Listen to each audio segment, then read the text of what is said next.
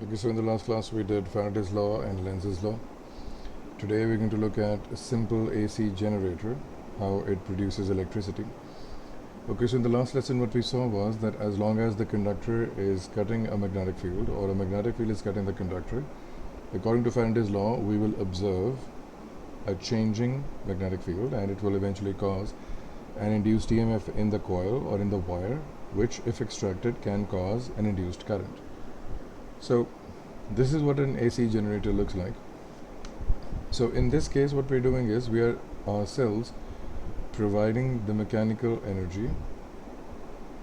We are rotating this by a mechanism, for example in the case of a dam or in the case of a diesel generator or a petrol generator. We have connected this with a machine that can provide mechanical energy in terms of rotation, and then we expect this machine to produce electrical energy. So what it's doing right now is that, for example, if I draw this north pole right now over here,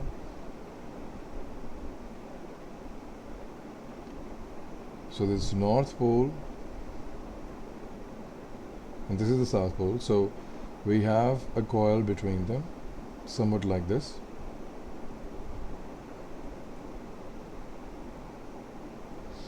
And when this coil rotates, for example, be that any direction, and remember this, we are rotating this. In the previous lesson we looked at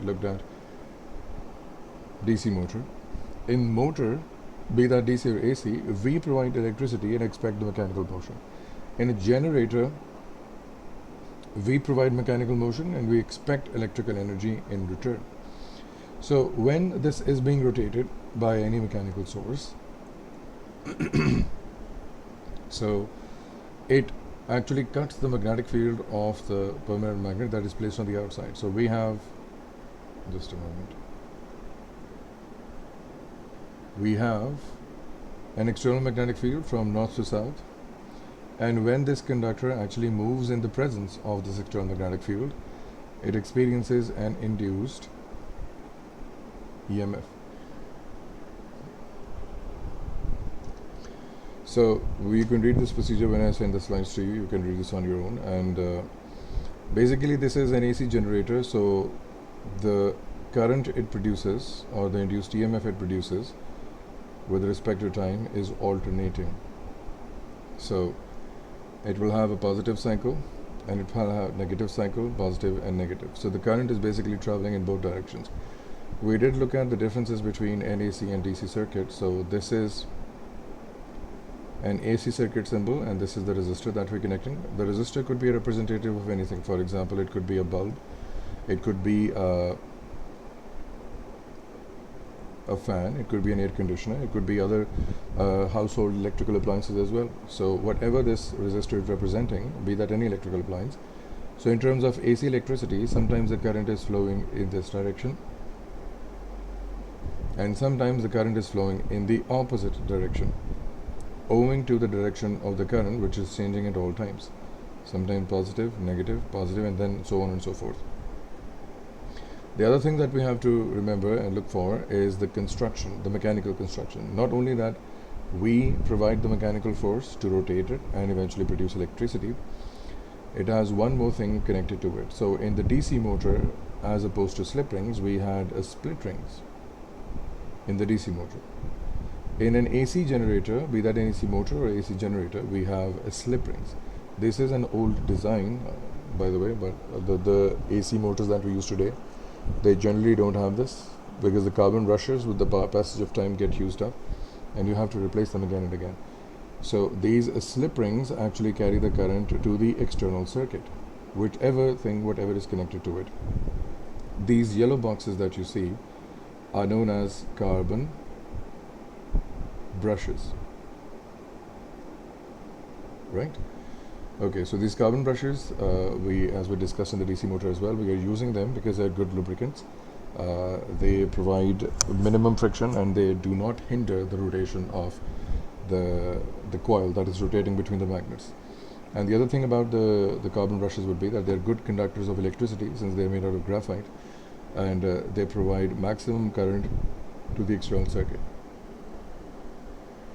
So one thing that you will use to identify an AC generator and a DC motor is the application or is the physical appearance and the difference of the slip rings. In an AC generator, you will see slip rings, but they don't have a cut in them. They are not breaking apart. They're constantly maintaining their connection with the carbon brush. As opposed to the DC motor, we saw that the design of the DC motor actually had two carbon brushes, for example, on both sides, and it actually made a contact or removed a contact based on its orientation. So let's say we connected a battery, and then during the rotation it came to this side and it came to that side. We also saw an animation for that, so I remember that we remember that as well.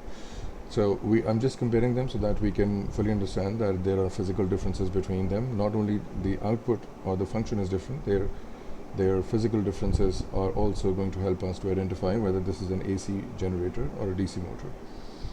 Okay, so the next idea behind this is the graph of the EMF produced by the AC generator. And the third thing that you need to understand about the generator is the orientation graph.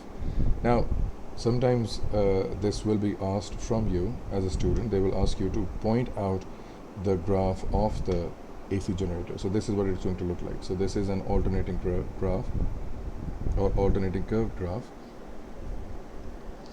So what is AB and what they are trying to represent? So if I go back, this is the orientation of the AC generator right now. So this is my terminal A and this is B.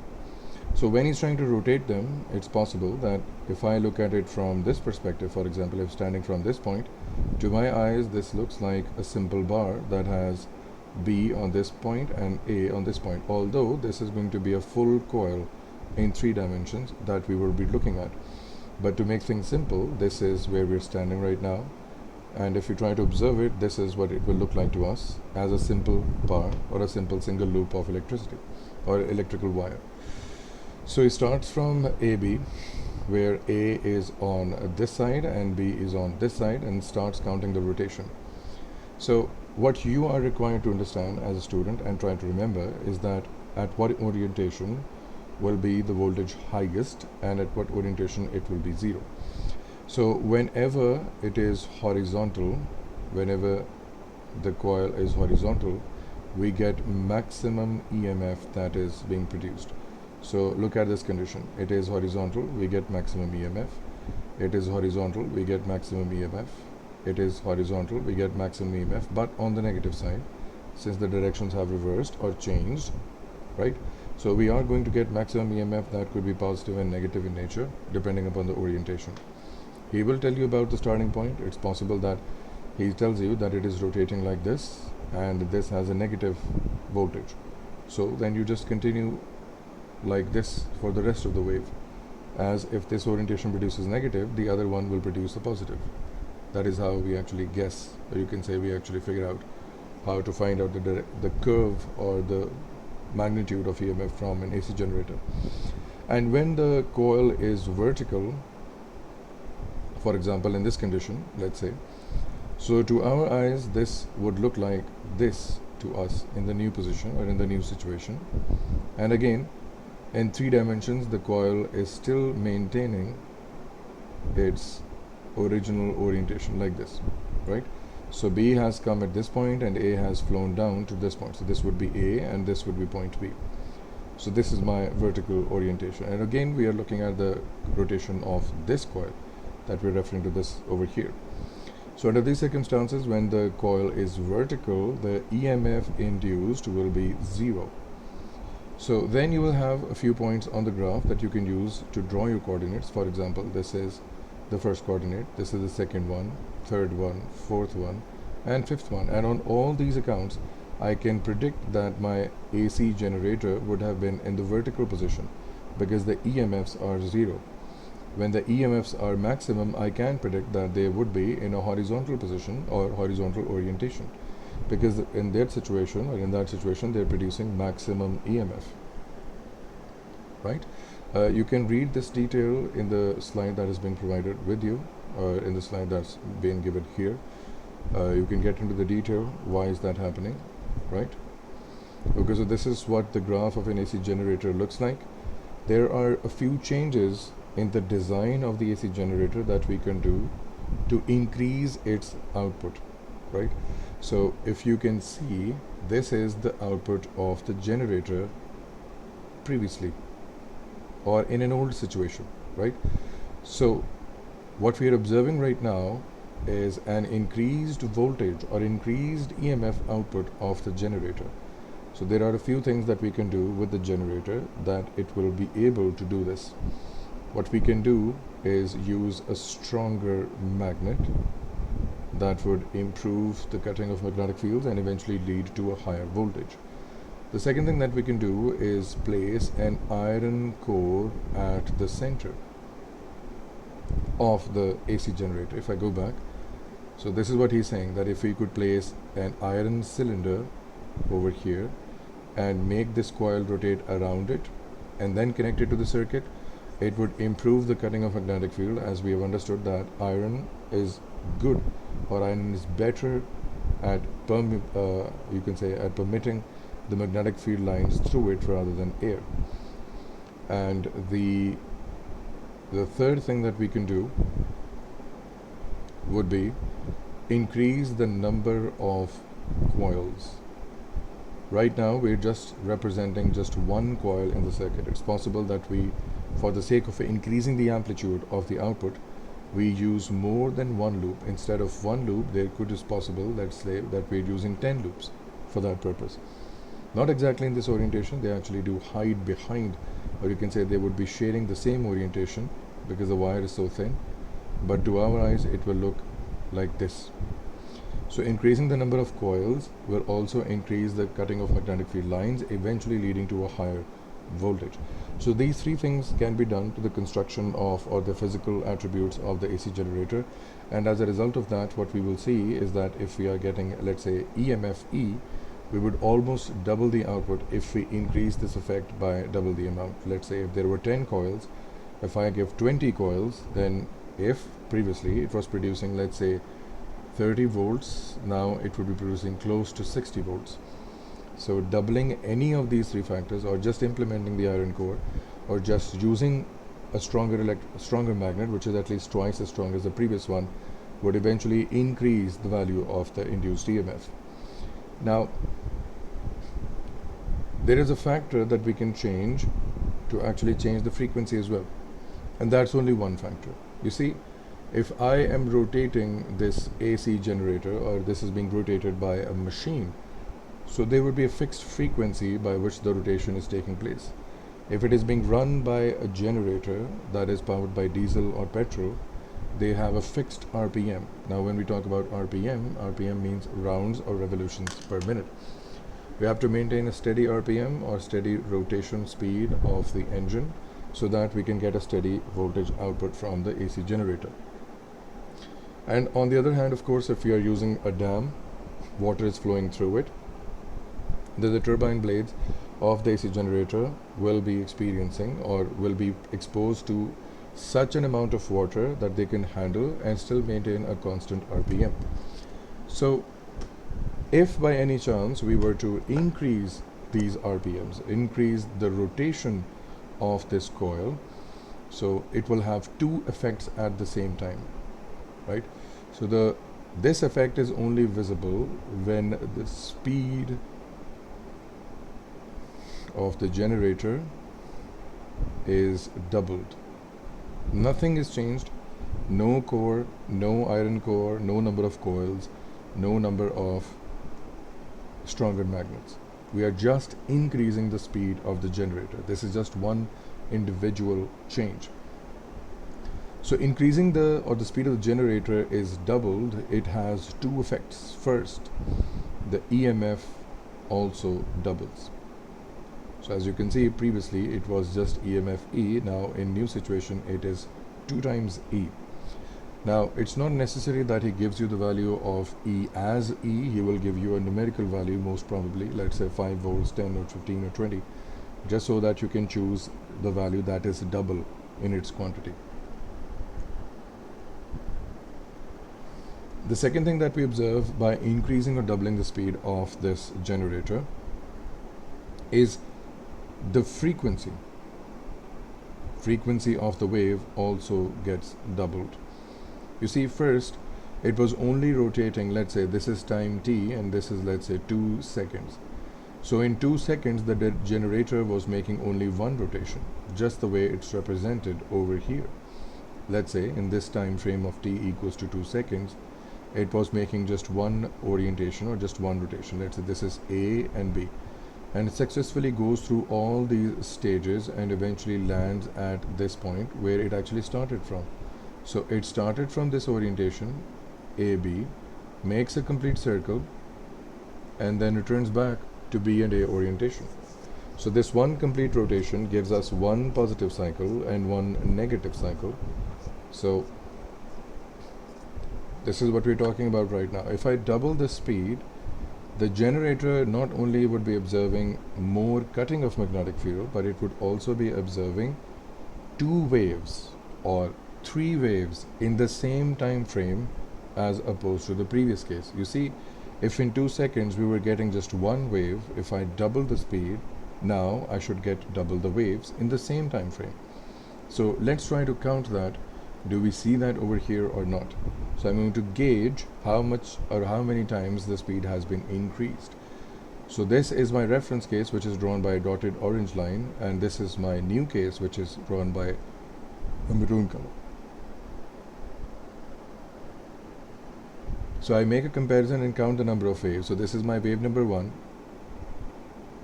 This is wave number 1, W1, and this is my wave number 2 as W2. So you can say previously we could only make one wave, and now we are making 2 waves in the same time frame. So in the new output we are observing 2 things: increased EMF, almost doubled, and increased frequency. Alright, so this is the only change for an AC generator in which changing the speed brings about 2 changes. Other than that, all the other changes, stronger magnet, iron core, and the number of coils, just bring only one change, and that is simply to increase the voltage or increase the amount of induced EMF. This is what these 3 things will do. Now, of course, I'm discussing them in terms of P1 questions and P2 questions. I've hardly seen this question in an ATP paper, but that's about it for AC generator. And you can read about all of these points in these slides as well. I'm just summarizing all of them to you. So this is what an AC generator looks like in real life.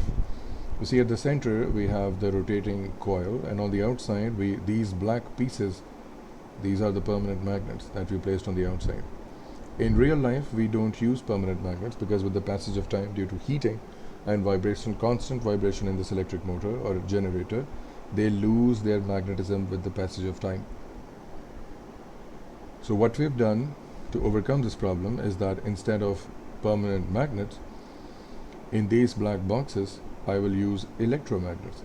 So what I do is I place a coil in these magnets and take the coil outside, and now I can just apply a small voltage or DC voltage to set up whether this should be a north-south pole or whether should it be north or south in this orientation. And also, if I increase the number of turns or increase the current through the coil or use a better material over there, I can change the magnetic field in real time. Right? So this is what modern technology is all about. We are going to change, or we are going to have the control over all of the things of the output of the AC generator, not just the conditions of the rotor, but almost everything. So you can see that at the center, this blue piece, this whole piece, this is made out of iron. That is what we talk about placing it around an iron core. It helps with strengthening the magnetic field that is on the outside. So all this magnetic field actually eventually does pass through this core for maximum cutting of magnetic field.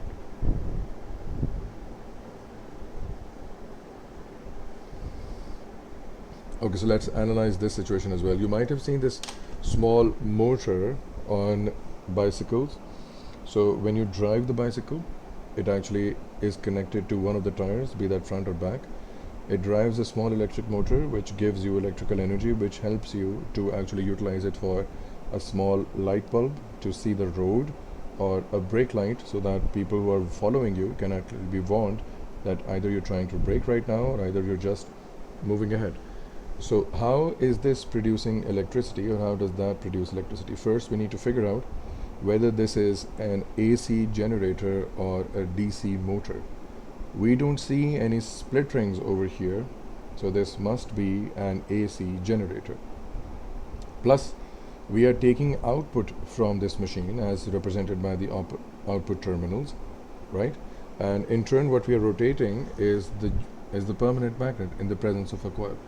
So we rotate this magnet mechanically by connecting this piece of tire, or you can say this piece of pulley, with a simple tire of the bicycle. So the bicycle actually provides the rotation motion for this wheel to turn. When it does turn, it rotates the magnet. Now when the magnet rotates, it provides a changing magnetic field to this coil that is wrapped around it. You see, how is it providing a changing magnetic field? Sometimes this is, you can say, this side is exposed to the south pole. When this is going to rotate, or this is going to complete its rotation, this will experience the north pole as the north pole comes close to it. So the dipoles, or the magnetic domains in this iron core, are almost always changing.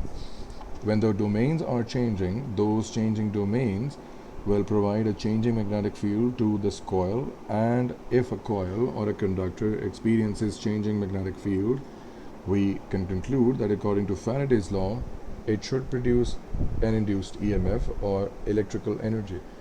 Then we use these output terminals and connect a bulb, or we can connect a simple horn with it and utilize this electrical energy for usage. A better design would be to actually store this electrical energy in a battery first and then use that energy, because batteries have the capacity to provide steady output. This AC generator can't do that. Why? Because if you are moving at a higher speed, it would be producing more electrical energy, or even so more than what is the requirement of the bulb or of the horn that you might be using. Or if you're traveling too slow, it might not be producing enough electricity to actually be able to turn the bulb on, or at least on enough so that you can see the road ahead of you in darkness. So a better design, although you can use it directly, but a better design of this would be to first store this electrical energy in a battery and then utilize it later on, because batteries can provide steady output. Okay, this is just an improvement, not a part of the course, but the diagram that I'm discussing right now is a part of your course. I've seen this question many times in P2 questions, and the students do get confused that how is this an AC generator? This is because they are associating the AC generator with slip rings, so it's not going to be given at all times. Over here we don't have a slip ring. You see, this is a better design of the generator. Now the problem with this design would be that the permanent magnet that is at the center would eventually lose its strength. It doesn't happen overnight, but it will eventually lose its strength because of the vibration and the heat produced inside the electrical machine. A better design of this would be, again, to replace this permanent magnet with an electromagnetic coil, of which the current, or out of that, we would be controlling the current to control the strength of magnetism, and we can vary the output by changing the strength of magnetic field. So a modern electric motor, or a modern motor, this is how they are designed. And again, there would be AC motors, not DC. DC is always going to have split rings at the lower end, and it would almost always require a DC source to run. And if you plug in a DC motor in an AC source, or if they have designed it that way, then they would have to install a rectifier that first converts that AC electricity into DC, so that it is now usable for that DC motor, right? We will also look at the rectifier, but much later in the syllabus, not just now. Okay, so again, these are just the questions that are going to be asked by the examiner from you in terms of the AC generator. Draw the graph, show the orientation where this coil of the graph or the coil of the AC generator might be. All of these things have to be discussed by the examiner, and he's going to ask you these questions. So now we're going to move towards transformer. All right.